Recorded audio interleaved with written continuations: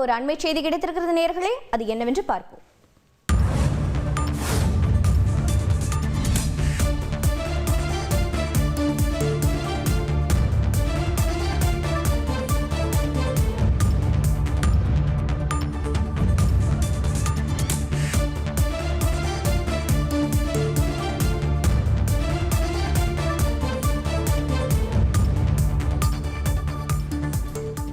அண்மை செய்தி: விமான நிலைய மெட்ரோ ரயில்கள் தற்காலிகமாக ரத்து செய்யப்படுவதாக தகவல் வெளியாகியிருக்கிறது.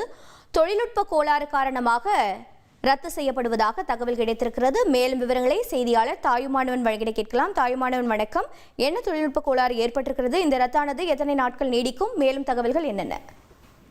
சென்னை மெட்ரோ ரயில் திட்டம் ஒன்றை பொறுத்தமட்டில் பார்த்தோம் என்றால், சென்னை சென்ட்ரலில் இருந்து பரங்கிமலை வரையிலும், விம்கோ நகரில் இருந்து விமான நிலையம் வரையிலும் மெட்ரோ ரயில்கள் இயக்கப்பட்டு வருகின்றன. பயணிகளுடைய எண்ணிக்கை என்பது அதிகரித்து வருவதாக தகவல்கள் என்பது வெளியாகி இருக்கக்கூடிய தொழில்நுட்ப கோளாறு காரணமாக சென்னை விமான நிலையம் வரை செல்லக்கூடிய மெட்ரோ ரயில்கள் தற்போது அறிவிப்பு என்பது மெட்ரோ ரயில் நிறுவனத்தின் சார்பில் வெளியிடப்பட்டிருக்கிறது.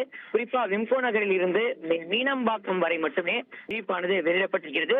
தொழில்நுட்ப கோளாறை சரி செய்யக்கூடிய பணியில வல்லுநர்கள் ஈடுபட்டு வருவதாக மெட்ரோ ரயில் நிர்வாகத்தின் தரப்புல தகவல் என்பது வெளியிடப்பட்டிருக்கிறது. சென்னை சென்ட்ரலில் இருந்து பரங்கிமலை செல்லக்கூடிய ரயில்கள் மட்டும் வழக்கம் போல் இயக்கப்படுவதாக தகவல்கள் வெளியிடப்பட்டிருக்கிறது. பயணிகளை பொறுத்தமட்டில் கடந்த 25 நிமிடங்களாகவே விமான நிலையம் செல்லக்கூடிய மெட்ரோ ரயில்கள் குறித்தான எந்தவித அறிவிப்பும் இல்லை என பயணிகள் குற்றச்சாட்ட குறிப்பா நீண்ட நேரமாக தாங்கள் காத்திருப்பதாகவும் மெட்ரோ ரயில் நிறுவனத்தின் சமூக வலைதள கணக்கை பின்னூட்டம் செய்து பல்வேறு கருத்துக்களை பதிவு செய்து வராங்க. சென்னை சென்ட்ரல், நந்தனம், ஆயிரம் விளக்கு உள்ளிட்ட பகுதிகளில் பயணிகள் அரை மணி நேரத்திற்கு மேலாக மெட்ரோ ரயிலுக்காக காத்திருப்பதாக கருத்துக்களை பதிவிட்டு பின்னூட்டம் செய்து வரக்கூடிய சூழலை பார்க்க முடிந்தது. மெட்ரோ ரயில்கள் இயக்கப்படுகின்றன. எனவே விமான நிலையம் செல்லக்கூடிய பயணிகள் மீனம்பாக்கத்தில் இறங்கி அங்கிருந்து மாறி செல்வதற்கு மெட்ரோ ரயில் நிர்வாகத்தின் சார்பில் விழிப்புணர்வு வெளியிடப்பட்டிருக்கிறது.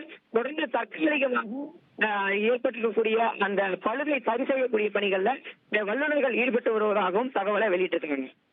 உங்களுடைய தகவல்களுக்கு நன்றி தாயுமானவன்.